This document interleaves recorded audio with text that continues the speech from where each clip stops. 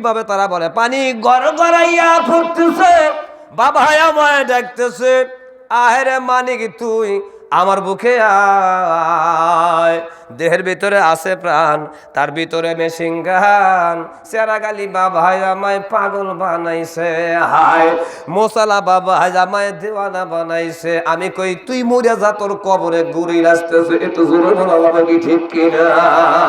এটাই যদি আমরা বলি মসজিদ ঘরের মধ্যে আমরা যাব নামাজ পড়ার জন্য, আল্লাহর কসম করে বলি রে ভাই এইভাবে যাই। আর যদি বলি মসজিদ ঘরে যাব, আর যদি বলি, এবার আমার সাথে নকল করুন, সুন্দর করে বলুন, আজান চাইরে দিকে পড়তেছে, আল্লাহ আমায় ডাকতেছে, বলেন আজান চাইরে দিকে আল্লাহ আমায় ডাকতেছে, আয় রে বান্দা তুই আমার ঘরে আয়। আজান শব্দের অর্থ জানেন আপনারা, আরবিতে জানেন না, বাংলা ভাষায় আমরা বুঝি আজান দিলে মসজিদে যেতে হয়, আল্লাহ ডাকে, চিল্লা বলুন ঠিক কিনা?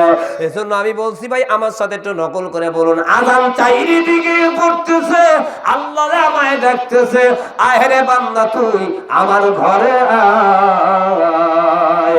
যতদিন আছে জান যাও তো গাও তুমি আল্লাহর গুণগান, আল্লাহর প্রেমে মোদের পাগল বানাইছে, একটু জোরে বলা যাবে কি ঠিক কিনা?